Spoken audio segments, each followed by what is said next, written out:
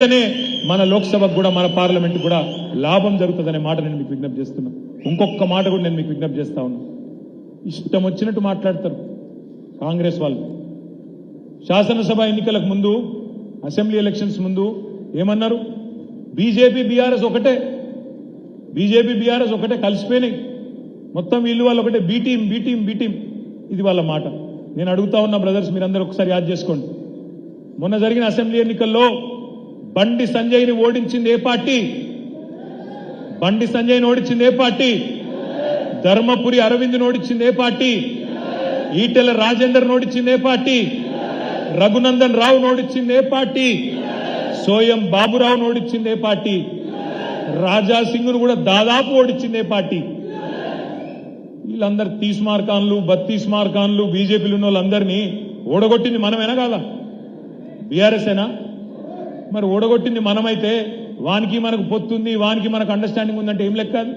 ఇంకోటి కర్మగాలి, కేసీఆర్ గారు కూడా ఓడిపోయింది ఎవరి చేతిలో? బీజేపీ చేతులనే కదా. మరి మనకు వానికి ఏమైనా పొత్తుంటే, కామారెడ్డిలో కేసీఆర్ గారు మన నాయకుడు ఒక అనామకుడు చేతిలో ఓడిపోతుంటే చూస్తా ఊరుకుంటామా? వాళ్ళకు మనకేమైనా అండర్స్టాండింగ్ ఉంటే? ఇంతకంటే చిల్లర మాట ఇంకోటి ఉంటుందా? అసలు ఎవరికున్నదండి అవగాహన? నాకు తెలియక అడుగుతా. పోయినసారి కరీంనగర్ లోక్సభలో ఏం జరిగింది? 2019లో ఇక్కడ కాంగ్రెస్ ఓట్లన్నీ బదలాయించలేదా బీజేపీకి? బండి సంజయ్ కానాడు కాంగ్రెస్ ఓట్లు మొత్తం వేయించలేదా? పొన్నం ప్రభాకర్ గారు మొత్తం డిపాజిట్ కోల్పోలేదా? పక్కన నిజామాబాద్ లో కూడా అరవింద్ గారికి మొత్తం కాంగ్రెస్ ఓట్లు బదలాయించలేదా? జగిత్యాలలో జీవన్ రెడ్డి గారికి 60,000 ఓట్లు వస్తే పార్లమెంట్ కాడికి వచ్చే వరకు 10,000 ఓట్లు వచ్చిన మాట వాస్తవం కాదా? కాంగ్రెస్ ఓట్లు అటు తబాదల కాలేదా? మ్యాచ్ ఫిక్సింగ్ కాలేదా? ఇది వాస్తవం కాదా? ఈసారి కూడా మళ్ళా అదే చేసే ప్రయత్నం చేస్తారు. ఈసారి కూడా మళ్ళా చేస్తారు. హుజురాబాద్ ఉప ఎన్నికలో కూడా జరిగిందని సునీల్ రావు గారు యాద్ చేస్తున్నారు. హుజురాబాద్ ఉప ఎన్నికలు చేయలేదా? ఈటెల రాజేందర్ గారిని గెలిపించేందుకు ఆనాడు బల్మూరి వెంకట అనే ఒక పిల్లగాన్ని పెట్టి 3,000 ఓట్లు డిపాజిట్ గల్లంతైంది. వాస్తవం కాదా? బీజేపీ గెలుపులో ఈ రాష్ట్రంలో అడుగడుగున కాంగ్రెస్ పాత్ర ఉంది. కానీ బీజేపీని నిలువరించిన ఒకే ఒక్క పార్టీ మన పార్టీ, మన కేసీఆర్ గారి దళం అనే మాట నేను మీకు గుర్తు చేస్తున్నా. ఇంకొక మాట కూడా నేను చెప్తున్నా మీకు. ఎన్ని మాటలు మాట్లాడినది ఎలక్షన్ ముందు? బీ టీం అంటారు. నేను ఒక్కటి అడుగుతున్నా, ఎందుకు బీ టీం? ఎట్లా బీ టీం? వాళ్ళు ఒకటే చెప్తారు, అరెస్టు చేయలేదు, మీ నాయకురాలిని అరెస్టు చేయలే. నేను అడుగుతా ఉన్నా, నిజంగానే బీ టీం అయితే అసలు కేసు ఉంటుండేనా? నిజంగా బీ టీం అయితే కేసు పెడుతురా?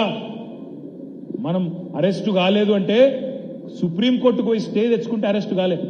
ఇలా దాన్ని పట్టుకొని కథలు సృష్టించి సిలువలు పలువలు చేసి లేనిది ఉన్నట్టు ఉన్నది లేనట్టు. వాస్తవం ఏంది? ఎవరితోనున్నారు? ఇదే రాహుల్ గాంధీ, ఇదే రేవంత్ రెడ్డి. అదానీ అనట ఆయన ఏమేమని తిట్టినరు? ఏమేమన్నారు ఆనాడు? అదానీ మోడీ ఒకటే, అదానీ వేరు ప్రధాని వేరు కాదు, ఇద్దరు ఒకటే. అదానీ దోసుకొని సొమ్ము 609వ స్థానం నుంచి 2వ స్థానానికి ఎదిగిండు. మొత్తం ప్రపంచంలో 2వ కుబేరుడు అయ్యిండు. దానికి కారణం మోడీ.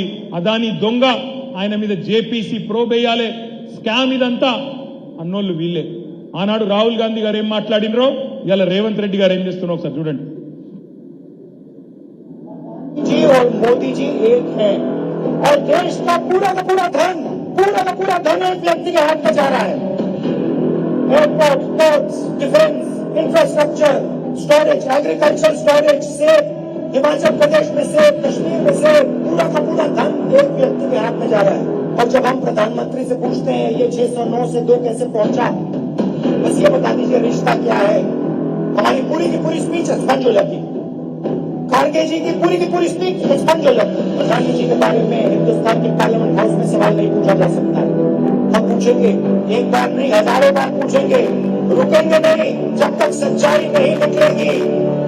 अदानी जी की सच्चाई नहीं निकलेगी तब तक हम नहीं रुकेंगे. రేవంత్ రెడ్డి గారు చెప్పింది ఏంటి అదాని మీద?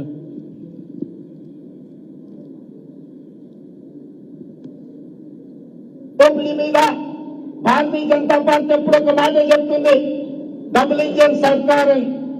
డబుల్ ఇంజన్ సర్కార్ యొక్క అర్థం ఈడున్న మిత్రులకు తెలుసో తెలియదో నాకు తెలియదు, కానీ నేను చెప్పదలుచుకున్నా. डबल इंजन का मतलब अदानी प्रधानी, एक इंजन अदानी दूसरे इंजन प्रधानी. एक इंजन अदानी, दूसरे इंजन प्रधानी, तीसरे इंजन రేవంత్ రెడ్డి. ఇక్కడనేమో వీళ్ళ నాయకుడేమో పొల్లు పొల్లు తిరుగుతాడు అదాని.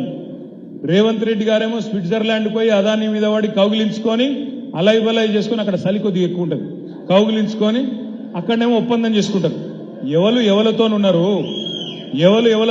ఎవడు ఎవని బి టీము నేను అడుగుతా ఉన్నా ఈరోజు. మీరు కాదా అదాని దొంగ? ఏది ఎలక్షన్ కు ముందు, ఎలక్షన్ అయిపోగానే అదాని చాలా మంచివాడు, ఇంద్రుడు చంద్రుడు అందగాడు కాబట్టి అలై బలై చేసుకుంటాం.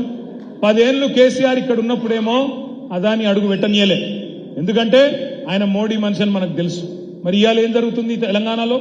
అదాని గారు అడుగు పెట్టడమే కాదు, రేపటి రోజున అవసరమైతే విద్యుత్ సంస్థలను, అన్ని సంస్థలను, ప్రభుత్వ సంస్థలను, ప్రభుత్వ కాంట్రాక్టులను అదానికి ఇయ్యడానికే రేవంత్ రెడ్డి గారు, రాహుల్ గాంధీ గారు ఒప్పందాలు కుదుర్చుకొని మొత్తం మన మైనారిటీ సోదరులను, మొత్తం తెలంగాణ ప్రజలను మోసం చేసే ప్రయత్నం చేస్తున్న మాట వాస్తవమా కాదా మీరు ఆలోచించాలని చెప్పి నేను కోరుతా ఉన్నా. ఈ వాస్తవాన్ని మనం ఇంటింటికి ప్రతి ఫోన్లోకి తీసుకొని పోవాల్సిన బాధ్యత మన తెలంగాణ బలగం మీదనే ఉన్నదనే మాట కూడా నేను మీకు విజ్ఞప్తి చేస్తున్నా. ఇంకొక మాట కూడా నేను మీకు విజ్ఞప్తి చేస్తా ఉన్నా. ఇవాళ వాస్తవం చెప్పానంటే ఈరోజు ఇప్పుడున్న పరిస్థితుల్లో నాకున్న అవగాహన మేరకైతే అదానీ విషయంలో రేవంత్ రెడ్డి గారు చేసిన పని ఏదైతే ఉన్నదో, ఆయన ఏదైతే పోయి అక్కడ అలై బలై చేసుకున్నాడో, నాకైతే ఒకటే అనిపిస్తున్నది. రేపటి రోజున ఇదే రేవంత్ రెడ్డి గారు సేమ్ మహారాష్ట్రలో ఎట్లయితే అయ్యిందో, ఒక ఏకనాథ్ షిండే తయారై అవతల వేండి చూడు, ఇక్కడ రేపటి రోజున ఆ పని జరిగినా ఆశ్చర్యం లేదు. తెలంగాణ ఏకనాథ్ షిండే రేవంత్ రెడ్డి అయినా ఆశ్చర్యం లేదనే మాట కూడా నేను మీకు విజ్ఞప్తి చేస్తా ఉన్నా. జాగ్రత్త అని నేను విజ్ఞప్తి చేస్తా ఉన్నా. ముఖ్యంగా తెలంగాణలో ఉండే మైనారిటీ సోదరులకు నేను విజ్ఞప్తి చేస్తా ఉన్నా. రేవంత్ రెడ్డి మూలాలు బీజేపీలో, ఏబీవీపీలనే ఉన్నాయి.